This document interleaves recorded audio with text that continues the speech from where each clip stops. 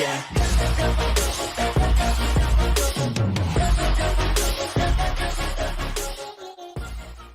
Hey, what's up guys? Today, I'll show you a black comedy horror film, Tusk. Spoiler ahead, watch out and take care.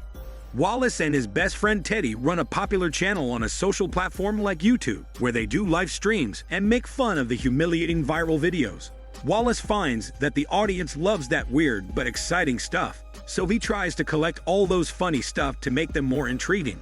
One day, a video arouses his interest in which a Canadian boy accidentally cuts off his leg while playing around with a katana.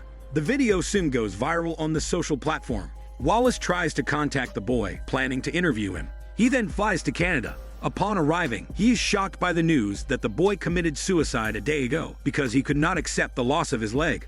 Wallace is so upset that he has gone such a long way for nothing. However, just when he is pouring his stinky water in a restroom, he finds a handbill from someone, offering an exclusive interview of his life for free, and guaranteeing he will share his most interesting stories only. Wallace is thrilled after reading the handbill, thinking he has finally got something for the trip. Intrigued, he drives to the place provided on the handbill, which is the only mansion on the outskirts with no other households. Inside the mansion lives an old man called Howard, who sits in a wheelchair. Howard offers Wallace tea and starts to talk about his story. At first, Wallace is enjoying the tea as well as Howard's story. But with Howard going on, Wallace becomes increasingly frightened. Howard tells him that his parents were both killed when he was little and that he was brought up in an orphanage where he suffered all kinds of abuse. Therefore, he has developed hatred and resentment toward humans. What's more, Howard believes that humans are the most primitive creatures on the earth, while walruses are the most advanced. Wallace doesn't know how to continue with his remark, as he can't agree at all. Then, Howard tells Wallace that he ran away from the orphanage when he was 15 and ended up being a cook on a boat. In order to seek the largest profits, the captain drove the boat into the most dangerous waters to catch fish. Then one day, the boat sank and all the other crew died except Howard. He was all alone floating on the wide and dark sea, cold and helpless. Fear was flooding over him, and he was on the verge of both physical and mental collapse. Just then, something sticky showed up beside him, which turned out to be a walrus. Out of surprise, the walrus didn't attack him. Instead, it dragged him onto an island and took him into its blubbery body to keep him warm. As a result, Howard was saved, and ever since then, he has seen the walrus as his belief. Wallace could not feel more excited by such a bizarre story. However, he passes out suddenly and falls onto the ground for no reason. When he wakes up the next day, he finds Howard sitting in front of him. So he asks Howard what happened, as he feels something is wrong with his legs. Howard doesn't tell him the truth. Instead, he tells Wallace that he was bitten by a toxic spider and that the wound has already been taken care of. However, Wallace suddenly realizes something is wrong, and right away, he pulls off the blanket covered on his laps. Holy shit, he finds that his left leg is gone and that he is strapped into a wheelchair. Wallace is so scared, and he shouts to Howard to send him to the hospital. However, Howard doesn't do anything, but stares at Wallace gloomily, asking why the hell Wallace wants to be a vulgar human being. At that time, Wallace realizes that he's not bitten by a spider at all, and all that was done by the psycho Howard. Later at the dinner table, Wallace is even more terrified to find that Howard is not crippled at all. He can still walk. Until then, he knows he's already fallen into a trap, and he's in despair, no matter how hard he begs for his life.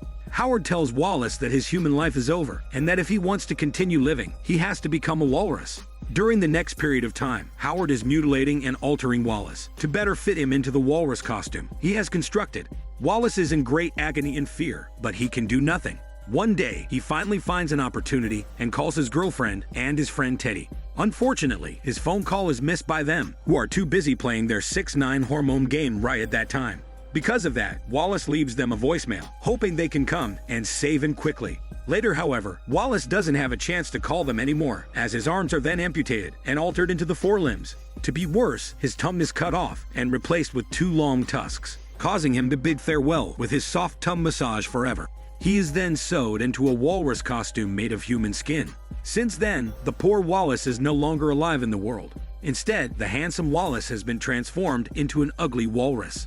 Wallace keeps bellowing furiously, with resentment and despair in his eyes, but there is nothing he can do. Howard starts to feed him with fish and gets him into the water to condition him to think and act like a walrus. While being in the water, Wallace is horrified to find that under the water, there are so many other constructed walruses like him, but all dead.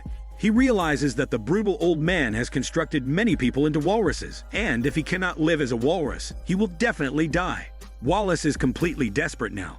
Meanwhile, after a long hormone game, Teddy and Wallace's girlfriend finally hear Wallace's voicemail, and they are aware that Wallace is in danger. They fly to Canada immediately and get in contact with the local police. The police reveals that Howard, nicknamed the First Wife, has been kidnapping and murdering people for years. With the new clues, they finally find where Wallace is and break into the mansion. However, they are shocked to see what is happening right in front of them. A blubbery walrus is piercing an old man in his heart over and over again with its sharp tusks. Suddenly, his girlfriend screams at the walrus, unwilling to believe that disgusting creature is her boyfriend, Wallace. Unable to speak, the walrus just stops, with humiliation, fear, guilt, and all other emotions flooding over him. Suddenly, the walrus lowers its head, and tears roll down its face. It turns out, shortly before they come to rescue Wallace, Howard reveals to Wallace that he had killed and eaten Mr. Tusk, the walrus who saved his life. And in Howard's memory, he was not strong enough to kill Mr. Tusk at all. But he doesn't know why Mr. Tusk would rather let him kill it instead of fighting back. Therefore, overcome with guilt, he has spent the last 15 years turning his victims into his beloved savior in an attempt to relive their last day and give Mr. Tusk another chance at survival. It's also revealed that Howard has altered 20 more healthy men into the walrus, but none of them survived, and Wallace is the only one who surprisingly adapts to the life of a walrus. Since Mr. Tusk has been revived this way, Howard asks Wallace to kill him now, thinking it's time for him to sacrifice his body to atone for all his sins. Wallace is later brought back to America, but lives in a wildlife sanctuary. His girlfriend and Teddy pay visits to him with fresh fish, once they have some time off their busy hormone game.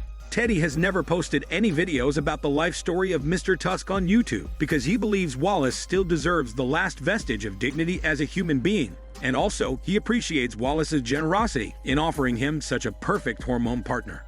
This Daniel CC Movie Channel. Stay safe and enjoy your day.